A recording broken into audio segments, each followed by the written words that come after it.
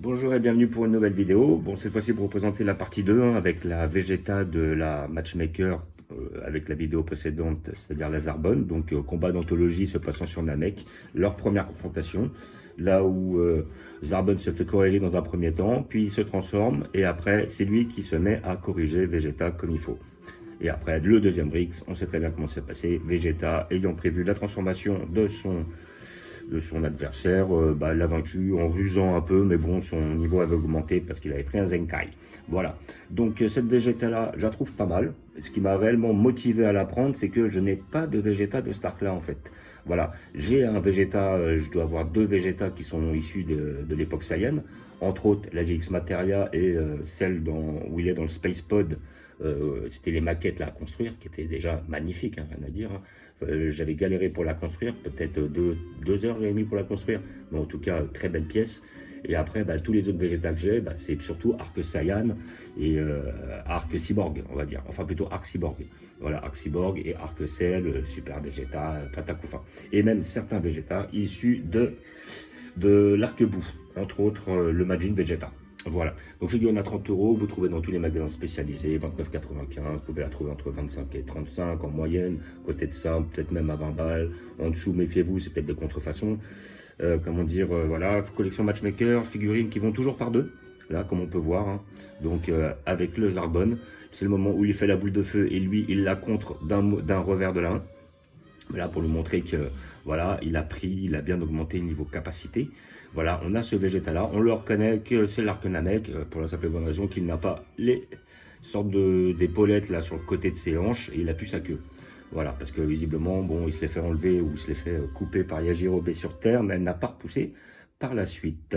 Voilà, donc nous allons l'ouvrir pour voir ce que ça donne. Comme d'habitude, le petit logo sur la boîte qui atteste l'authenticité de votre figurine. Si vous ne l'avez pas, ne vous inquiétez pas, des fois ils ne le mettent pas. Mais bon, quand ils le mettent, vous êtes sûr que c'est une vraie.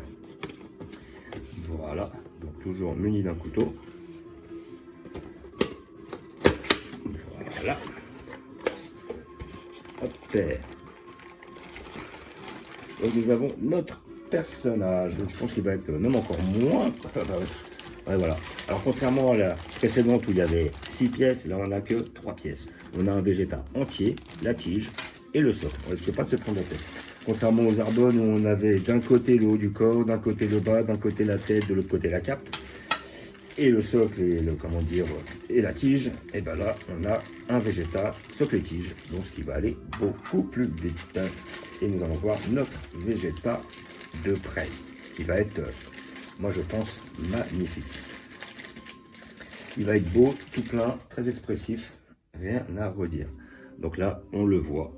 Exactement. Et là, franchement, il est très bien fait. On a quelque chose qui est très fidèle au Vegeta Arc Namek. Voilà, ce petit côté machiavélique. Là, ses cheveux qui partent légèrement sur le côté, parce qu'effectivement, il y a l'air ou le vent, la pression, parce qu'il a mis un coup dans la boule de feu de façon à la dégager avec sa petite main. Les petits doigts sont très bien faits. Voilà. Voilà, ils sont pas grossis, on dirait pas des saucisses. Quoique, là, ah ouais, quand même. Ah non, mais celui-là, il est énorme, son auriculaire. Non, mais c'est... Ah ouais, non, là, regarde, le petit doigt, il est énorme et tout, il est plus gros. En fait, il a des mains de Teletubbies, là, disons. Ah, c'est quoi, ça? Ah, là, franchement, j'aurais pu limite enlever un petit truc, là. Peut-être pas le couper, mais quand même. Non, franchement, là, le petit doigt, là, à moins qu'il ait été tordu lors de l'attaque, mais là, franchement... on dirait les mains de Mickey. Bon, enfin bref. Mais sinon, bon, dans l'ensemble, elle est pas mal. Hein. On regardera pas ça, on la mettra comme ça, on verra pas la main. L'autre main est très bien faite, par contre. Là, franchement, elle est très très belle. Là, celle-là, il n'y a rien à dire. Voilà, elle est bien proportionnée et tout. Mais là, franchement, là, j'ai jamais vu un auriculaire. Je crois que c'est l'auriculaire, si je dis pas de bêtises. Donc le pouce, l'index, le majeur, l'annulaire, l'auriculaire. Ouais, son auriculaire est plus grand que son majeur. Donc il y a forcément un souci. À moins que ce soit les doigts de Saiyan, j'ai jamais fait attention. À moins qu'ils aient tous les doigts de la même taille. Mais enfin bref, j'arrête de vanner. Voilà, donc finalement, quand même, le Vegeta est super bien fait, lui. Au niveau du visage, au niveau de l'armure, au niveau de la posture, rien à dire. Le personnage est très très bien fait, très fidèle, machiavélique, on sent qu'il est dans le défi, qu'il a envie d'en découdre avec Zarbonne. Voilà, franchement, il est beau, il est mignon. Et à côté de ça, bon, comme d'habitude, la tige dans le fion. Et comment dire, ce qui est intéressant, c'est que, bah, voilà, je n'ai pas de Vegeta de cet arc-là. Alors là, il faut que ça rentre. Le socle est toujours quand même un peu énorme. Alors maintenant, est-ce que c'est pour faire contrebalancier de façon à ce qu'il ne tombe pas?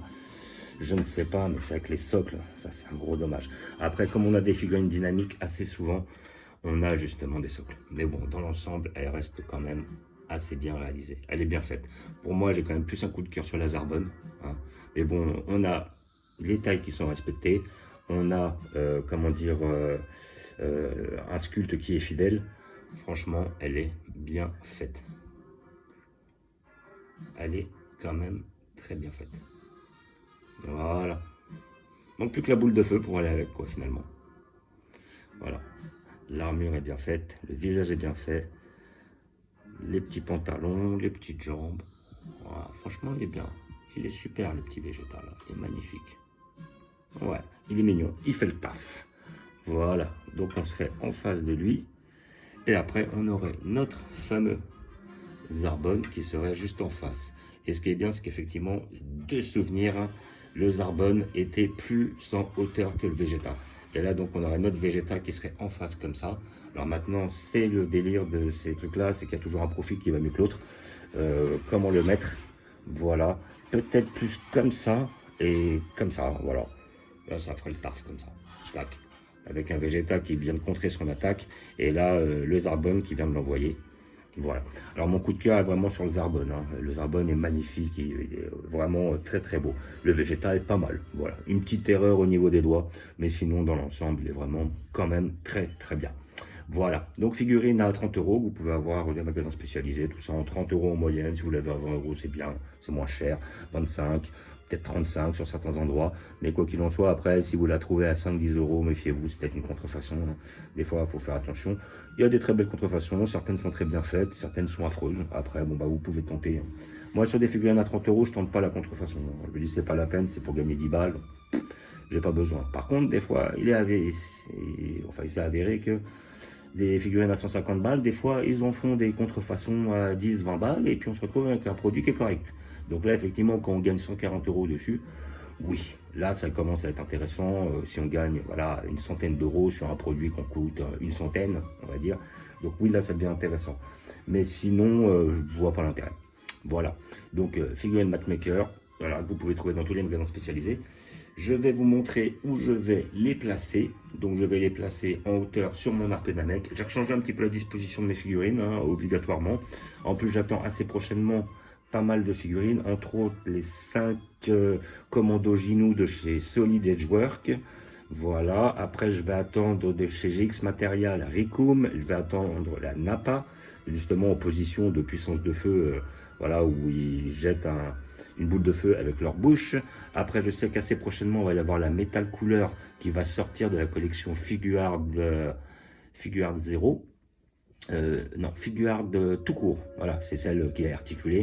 Celle-là, justement, je l'attends parce qu'il y a un métal couleur qui va être hyper beau. Donc, celui-là, je vais le récupérer. Je n'ai pas de métal couleur et en plus, il est un bel aspect métallique et on voit pas trop les articulations. Donc, ça va être une pièce qui est magnifique. Je l'attends impatiemment. Et à côté de ça, qu'est-ce que j'attends encore? Bon, après, ça va être. J'attends, mais c'est dans d'autres collections. J'attends la Sainte Seiya, là. Je crois que c'est un chevalier de. C'est Seiya en chevalier du Sagittaire qui va. Comment dire, arriver dans la collection Figuard. Non, ouais, Figuard, ouais. Ils vont sortir un Goldorak, mais Goldorak, je pense que je ne le prendrai pas. Mais par contre, le Sansaya, lui, je le prends. Et peut-être après, bah, par la suite, effectivement, chez Ichiban Show, parce que je pense qu'ils sortiront à la vente. Normalement, c'est prévu comme ça. Il va y avoir un Raditz qui va sortir avec un Gohan de l'époque Saiyan en sortant de son Space Pod, en le cassant. Qui va sortir et que j'attends impatiemment, surtout celle-là. Et après, je crois qu'il y a aussi un Cell en deuxième forme. Donc celle-là aussi, bah, si je la trouve, ça serait très bien. Et ça, c'est ce qui va sortir, qui va me plaire. Et après, voilà. Et puis après, il y en a aussi une que je veux, c'est la Janemba, quand elle va sortir. Et je ferai une prochaine vidéo dessus, la Janemba de la collection Figuard 0. Voilà. Donc, je vais vous montrer où je vais la placer. Comme d'habitude, situé dans mon arc. Alors, je vais la situer en hauteur là-haut. Voilà, la veille belle là, elle va donner comme il faut. Elle est un petit peu plus en l'air. Et le Vegeta aussi qui va aller en face.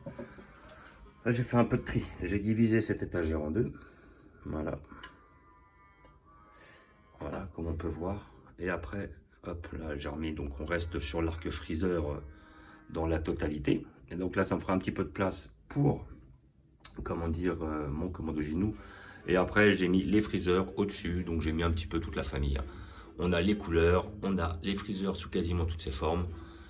La deuxième forme étant en bas. Voilà, exactement. Et après, je ne sais pas où je vais les placer, mais il y a des grandes chances que, hop, lui, il aille là-bas, lui, il va là-bas, lui, il va au fond, comme ça.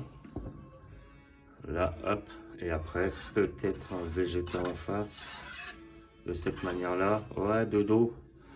De dos, j'aime pas trop. Je pense qu'il ira juste à côté. Voilà, ça, de toute façon, ça sert à rien si on le voit de dos. Lui ira devant, lui ira juste là sur le côté. Tiens, ça va lui faire du bien, là. Il va être juste là.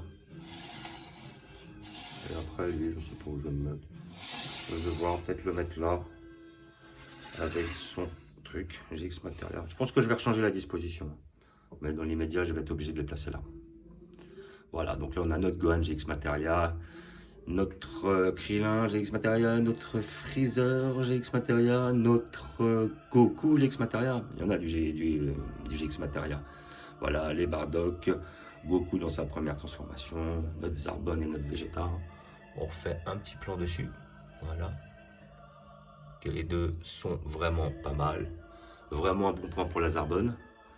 Et à côté, nous avons les matchmakers Goku versus Freezer. Là, après, nos Freezer, une BWFC, de D.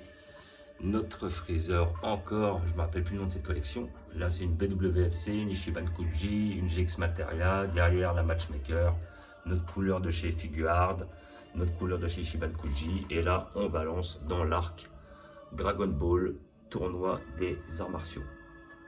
Voilà. Et après, comme d'habitude, là, nous avons notre arc, comment dire, Broly, année 93-94. Notre arc Broly 2018. Notre petit arc Dragon Ball, suite. Notre arc Saiyan. Notre arc, on va dire, fin de cyborg, quoi, grossièrement. Voilà. Et j'ai vu qu'effectivement, chez... c'est pas Resolution of Shoulder, c'est la collection... ils ont sorti un très beau Gohan SSJ2, c'est History of Box. Mais bon, comme j'en ai déjà deux de cette transformation-là, je vois pas l'intérêt. Plus ceux où il est habillé dans l'arc Bojack. Ouais, on va arrêter d'accumuler, même si elle est très belle, elle me plaît. Là, nos petits cyborgs. Nos petits Goku, un petit peu tendance, on va dire, un petit peu différent. Là, on a nos cyborgs, plus on est sur du Goa, enfin dire Trunk, et puis, comment dire, Trunk Story. Notre arc-bout. J'ai vu qu'ils avaient ressorti voilà, une figure de 0 de Goku avec le dragon, là, qui est moins belle que celle que j'ai à mon goût. Et notre petit arc, comment dire, salutant. Voilà, donc comme d'habitude, je vous remercie. Je vous remercie d'avoir regardé. Je vous dis à bientôt. N'hésitez pas à vous abonner ou à mettre des pouces. Et je vous dis ciao.